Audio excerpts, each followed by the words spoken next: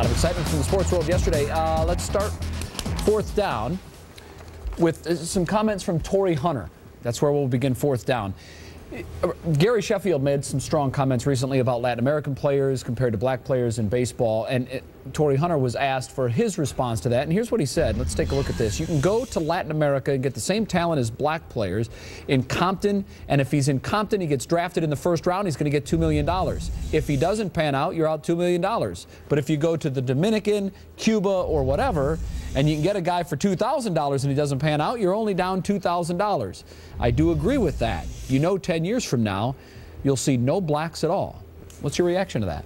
Well, my reaction is something we talked about with Skip. Obviously, his Commodore had the #1 pick in the MLB draft yesterday, who is a black player, which means there will be a black player in the MLB in 10 years. Unless Torrey's saying he's going to be a very expensive bust and won't even be playing when he's 32. Yes, Torrey Hunter will actually be playing, but he's talking to a bigger point in baseball, and there are no Latinos in the common draft. And what he's talking about is strength in numbers. How you could take a Latino player, have 10 or 15 Latino players, and probably get them for the same price that you get one American-bred player. That's the bigger subject. We might not like the way he articulated it as well as Gary Sheffield, but that is a problem in baseball, something that needs to be addressed. And like I said, they may not have done it the way that we wanted it to be articulated, but there need to be voices that spark a change, and hopefully this will be it.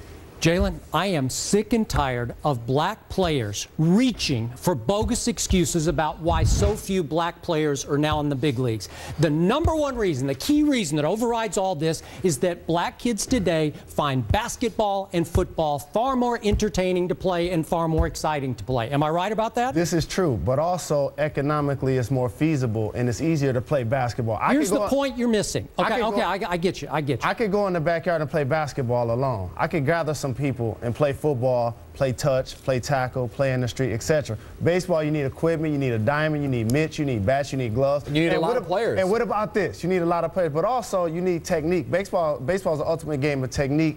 And why is that the case is MLB spending so many millions of dollars to try to enhance what's happening overseas as opposed to doing it here in the United now remember, States. the Dominican kids play with broomsticks barehanded in the sandlot. What about his point, though? You can invest in 20, 30 players from the Dominican Republic. That you guys are missing, that the Players Association and MLB fights this because they don't want the Latin players in the common draft taking money from the American players who get drafted, such as David Price, with the 1st pick in the draft. And that's what would happen, is that a lot of American kids would slide out of the first 2 rounds because the Latin kids would take their spots. But the point is not necessarily who gets drafted, because you could say black, you could say Latino, you could throw them in the same boat. Basically, it's talking about minorities. The problem is this. There's millions of dollars being spent overseas to enhance baseball and its prospects. And you're right, they are playing with broomsticks. But in the United States, growing up playing baseball, I played fast-pitch tennis ball against the wall where we spray paint in the square. We play softball in the backyard. We play wiffle ball, etc. But I never had the opportunity to play professional baseball on a minor league level because I never really had the resources to give me that opportunity. All right. We continue now with the discussion on Amanda Beard. 25-year-old will pose nude for the July issue of Playboy. Is that a good thing or is that a bad thing for women's sports?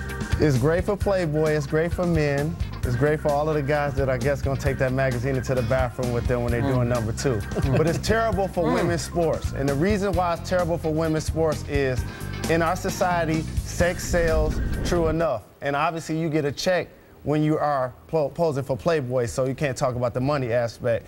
But women want to be acknowledged for their sports prowess or for what they do, not necessarily for their sexual makeup.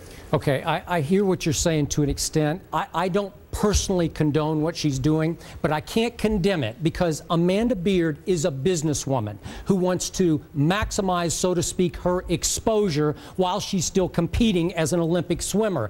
And as you say, sex sells in this society. Danica has not posed nude, but she's done a lot of suggestive shots. Am I right about that? Yeah, she's used her sex appeal, I think. Yeah. But nude is totally different. Nude is crossing the line. I think sometimes when you pose nude, what about your fans? What about the people that looked up to her? I think athletes, people on this panel, etc., are role models. So what about her coaches? What about her fans? Well, now want that autograph instead of having it on a blank piece of paper. They want her to autograph that Playboy shot. She wants a clothing line, a perfume line, and I bet this will help.